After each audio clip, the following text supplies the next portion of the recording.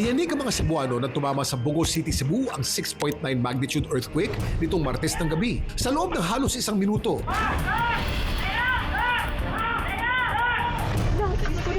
Jesus! Jesus! No! Oh my God! may mga motoristang tumumba sa daan. No! Jesus! Jesus! May mga gumuhong simbahan at gusali.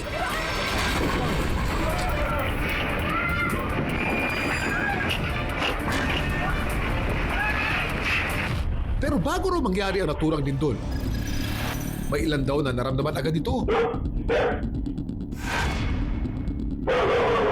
Para bang may superpowers daw na na-detect ang paparating na sakuna. Mula kay Bantay Grabe si Buddy kasi mas una siyang nag-react before sa amin. hanggang kinamingming. I decided to check on them, tapos yun, pagbukas ko ng pinto, doon na nagsimula yung lindol. May kakayahan nga bang mag-detect ng trahedya ang ating minamahal na mga alaga?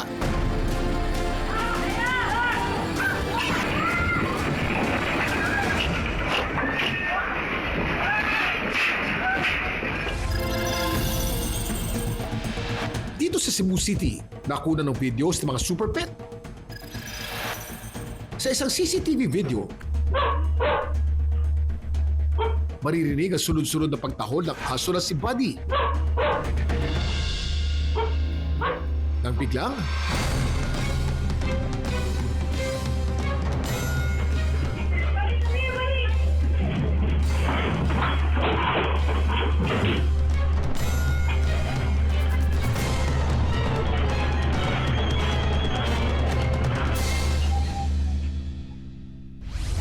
tatlong taon na raw parte ng pamilya si Buddy. Si Buddy po ay napakakulit at at the same time, alam po naming lahat na napakamatakotin talaga ni Buddy kasi maliit na ingay, natatakot na talaga siya. Before yung lumakas po, narinig ko na tumahol si Buddy. Kaya doon ko na napaisip na meron talaga silang kumbaga may sense of awareness sila sa paligid. Totoo nga bang may kakayahang mag-detect ng mga aso nung paparating na sakuna? Kamangha-mangha at kahanga-hanga. Pinusuan si at community sa interest ng online universe, pero bakit nga ba nag-viral ang mga video ito? Samahan niyo akong himayin at alamin ang mga kwento sa likod ng mga viral video at trending topic dito lang sa You know so many things, Koya. Dami mong alam, Kuya Kim! At Dapat Kayo Rin. Ito bang video na paulit-ulit yung pinapanood nung nakaraang linggo? Nakatikim na ba kayo ng hubok? O yung itlog ng pulang langgam? Ano kaya ang lasa? Sweet kaya? Bakit kaya na-intriga ang marami sa viral video ito? Ingat-ingat sa paggamit ng tigas na kalan. Nang hindi matulad sa isang vlogger na muntik na raw masunugan.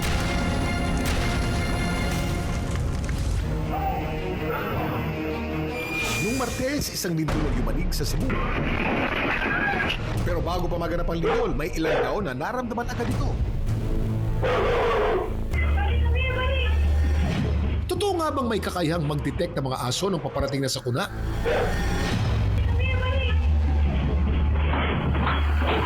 I would say na yes, kaya nila. Kasi heightened yung mga senses ng mga dogs.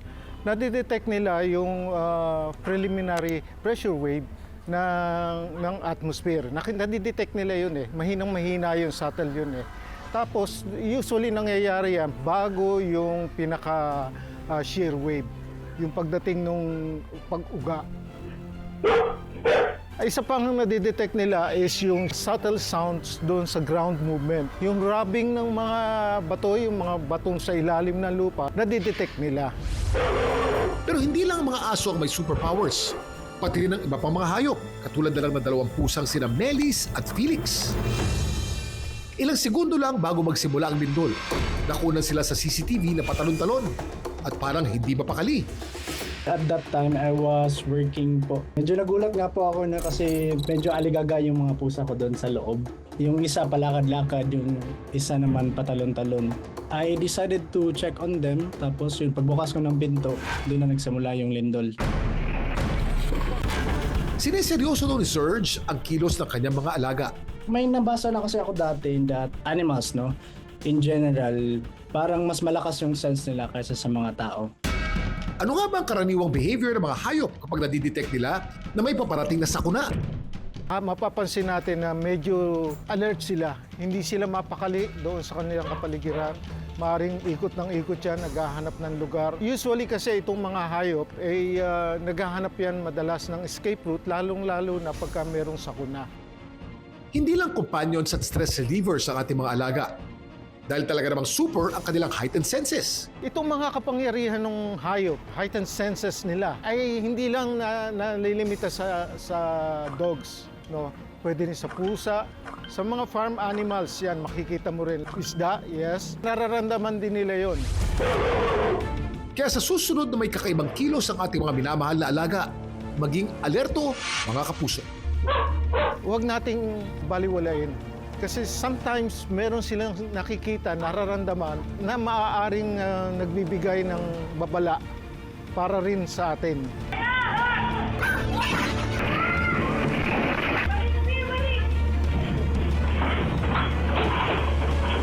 Dami mong alam, Kuya Kim. Sa unang tingin, aakalain yung pumapaklang ng kanin ang lalaking ito sa video. Pero paano kung malaman nyo na ang nilalantakan pala niya ay mga itlog ng langgam? Titikim din ba kayo? Nung una po namin natikman yung itlog po ng abuos, ay medyo po siya asim-asiman kunti yung kanyang lasa. Gaano kaya ito ka-safe mukbangin? Sa mundo ng internet, isang pindot lang, boom, viral. Ang kakaiba, kahanga-hanga at minsan nakakabaliw na pangyayari. Tulad ng isang ito.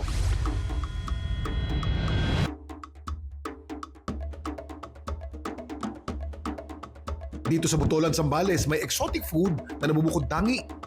Hindi po ito bigas na kapag niluto ay magiging kanin. Ang mga puting butil na ito ay itlog daw ng langgam.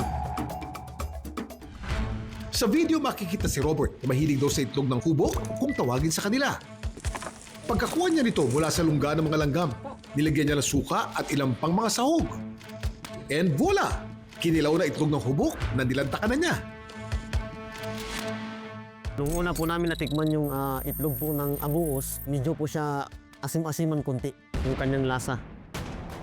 Ang itlog ng hubok o hantik ay tinatawag na abuo sa Ilocos Region at kinakain daw ito doon. Bilang isang katutubo, naamana na namin sa aming mga minuno yung pagkain ng abuos. Dahil nung bata pa kami, nakikita na namin na kumukuha po sila nitong itlog ng abuos. Pero anong uri nga kaya ng langgam ang pinanggalingan ng mga itlog na to? Ang mga itlog na ito ng langgam ay mula daw sa ant species na kung tawagin ay weaver ants o hantik. Tinatawag itong weaver ant dahil sa kakayahan itong humabi ng pugad gamit ang mga dahon. Ginagamit ng mga hantik ang laway ng kanilang larva bilang pandikit para pagsamasamahin ang mga dahon ng puno at makabuo ng pugad. Makikita ang mga pugad ng hantik sa mangga, santol at iba pang malalaking puno sa kagubatan. Pero nakakain nga kaya ito? Ngayong araw, challenge namin si Robert na maghanda ng ilang putahe gamit ang itlog ng hubok. Bagong lahat, kukuha raw muna siya ng sapat na abuos para ipangluto. Hindi biro ang pag-ani ng mga itlog ng hubok dahil ang langgam na ito, kahit maliit, sabay-sabay kung umatake. Mahirap po na kunting galaw mo lang nung bahay nila, maaalarma na po sila yan. Ngayon, yung ikaw yung kumukuha na tao, agad siyang dadapo sa balat mo at kakagating ka nila. Pagkakuha ay niredy agad ni Robert ang abuos. Kailangan himayin mo rin dahil may mga sumama din na nabubuhay na abuos. Tapos yung itlog niya, hugasan mo rin maigi para safe mo rin siyang kainin. Pahulaan nyo kaya kung ano ang lulutuin ni Robert?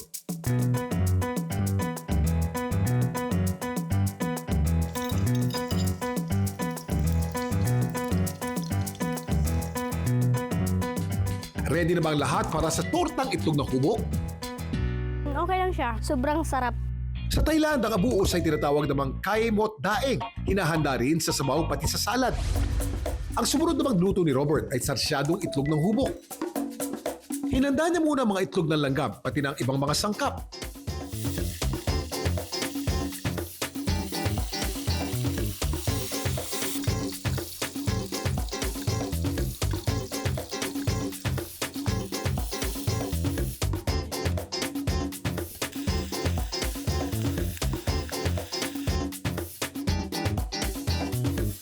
And And now, it's tikiman time. Okay lang, masarap. Malinamnam. Paano nga ba nangyari ang bagay na ito? Alamin natin sa isang eksperto. Ang itlog ng hantik ay karaniwang kinakain sa parte ng Ilocos at Abra. Ito ay parte ng kanilang delicacy or exotic food sa kanilang lugar. Ang itlog ng hantik ay mayaman sa protina. Ito rin ay nagtataglay ng iron, ng calcium, ng phosphorus at ng zinc na nagpapaganda ng ating kalusugan. May babala rin siya sa pagkain nito sapagkat kailangan itong maging malinis bago natin kainin. At ang dapat alamin ng mga kumakain ito ay ang pinagmulan kasi meron tayong mga galing nga sa puno at meron din tayong galing sa lupa. Tamang preparasyon, tamang paglilinis at tamang pagluluto ang dapat nating gawin para makasigurado tayo na ito ay ligtas at malinis. Sa paghahanap ng makakain, ang mga Pinoy hindi lang sa dagat tumitingin. Dahil kung tutuusin sa ating mga kabundukan, marami ring pwedeng lantakan. At isa na dyan ang itlog ng hubok. Basta ang paalala, alamin muna ito at pag-aralan. Dali mong alam, Kuya Kim.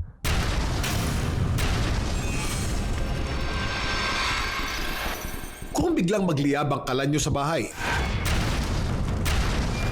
anong dapat unahin? Paghingi ng tulong? Paglikas?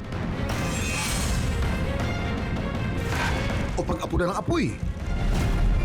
Alam niyo ba ang gagawin kung may ganitong klase ng sakuna?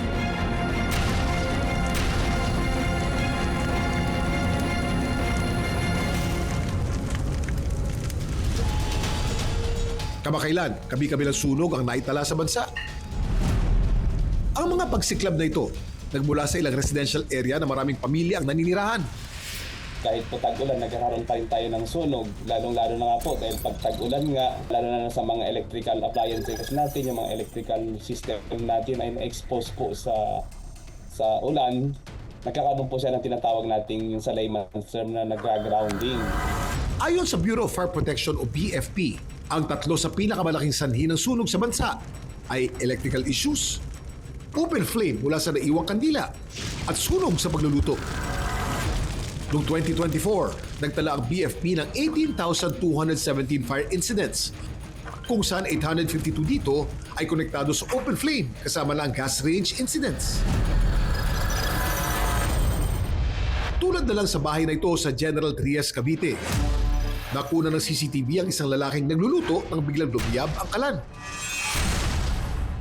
Galing po kami ng church and naisipan ko na magluto ng pagkain kasi nagugutom kami. Yung pala parang may butas, sumingaw na yung gas, bigla siyang sumabog. Mabuti na lang daw at may exhaust fan na humigop sa apoy. Muntik na yung buong mukha ko kasi talagang paganon sa mukha ko bago pa lang lumapit yung apoy, hinigop na bigla ng exhaust fan. Nagtatakbo palabas ng kusina si Kiefer. Sabi ko, sunog, madaling araw na, tutog na yung mga tao. Nang marinig siya ng kanyang kapatid sa kwarto, dali-dali itong lumabas para tignan ang sunog. Samantala, dumiretso naman si Kiefer sa kabilang kwarto ng kanyang mag-iina. Ang naisip ko na lang po talaga nun is ilabas ko po yung mga anak ko, yung pinakauna talagang priority namin. Sinubukan ng kapatid niya na apulahin ang apoy gamit ang tubig mula sa banyo, pero wala itong epekto. Ang liquefied petroleum gas o LPG na ginagamit sa pagluluto ay isang uri ng fuel na gawa sa propane at butane. Iniimbak sa matitibay na tangke bilang likido para makapag-produce ng apoy. Ang kadalasang sanhi ng sunog mula sa LPG ay gas leak kapag may butas mula sa daluyan ng tangke at kalan, na nai-ignite naman ang open flames mula sa kalan. Dahil mo alam, Kuya Kim. Ang ganitong kaso, trauma na raw talaga ng pamilya ni Kiefer. Siguro mga 3 months ago or 4 months ago na kamag-anak din po namin, nasabugan din sila ng tangke. Isa patay tapos 2 sugatan. Ano kaya ang nangyari sa nagliyab na kalan? Ang kapatid ni Kiefer, mula nung namatayan daw sila ng kamag-anak dahil sa LPG, nagsimula na raw mag-research ng mga dapat gawin. Dito niya naisip na patayin o isara ang source ng gas mula sa tangke. At dito na nawala ang apoy. Nabubuhay ang apoy kapag kumpleto ang fire triangle: heat, fuel, at oxygen. Kapag nagkulang ng isa, sa kaso ni Kiefer ay ang fuel, dun mamamatay ang apoy. Pero sa ganitong pangyayari, ano nga bang dapat na unahin? Unang-una po, huwag po muna tayo mag-panic at tandaan po natin ang tinuturo ng Bureau of Fire Protection. Remember, our path to safety. Acronyms po ito. S means sound the alarm, sumigaw ng sunog, magkakaroon po ng sunog. Then, advise the fire department, mga fire station na nearest fire station sa ating location, fight the fire. So sa ating mga pamamahay, kung meron po tayong fire extinguisher na pagka hindi po natin napatay, automatic po, wag natin kalimutan yung letter E. We have to evacuate the establishment. T, we have to tell others. The last, letter Y, you have to get yourself clear. You get clear. I-clear mo yung sarili mo. Hindi rin daw dapat buhusan ng tubig ang ganitong klase ng apoy. Pagka liquefied petroleum gas po yung involved sa isang fire incident, mahalaga po na i-cut natin yung source of leakages. Yung tangke po mismo yung nasusunog, yung doon sa mismo pinaka-regulator, yung pinaka ano niya po. Mahalaga po na mapatay ka agad natin yung source by way of tatakpan po natin siya ng damp cloth, yung makapal, yung mismong nagliliyab na parte. Tapos saka natin papatayin po yung LPG regulator valve. Pwede po natin gamitin yung fire extinguisher. Matapos ang insidente, dali-dali na raw bumili ng induction stove si Kiefer o yung kalan na sinasaksak na lang sa kuryente at hindi na ginagamitan ng LPG. Medyo may kamahalan lang pero biyaya ng Diyos nakabili naman po kami and mas safe na po siya. Sa mga insidente ng sunog, hindi maiiwasang sumiklab sa ating pagkataranta. Pero sa halip na tupukin tayo ng takot, mas mabuti kung maging handa at maalam para ang pinsala, maagapan at hindi na lumala. Dami mong alam, Kuya Kim. May mga kwento rin ba kayong viral worthy? Just follow our Facebook page. Dami mong alam, Kuya Kim. At i-share nyo doon ang inyong video. Anong malay nyo? Next week, kayo naman ang isasalang at pag-uusapan. Hanggang sa muli, sama-sama nating alamin ng mga kwento at aral sa likod mga video nag-viral dito lang sa Dami mong alam, Kuya Kim. At Dapat Kayo Rin.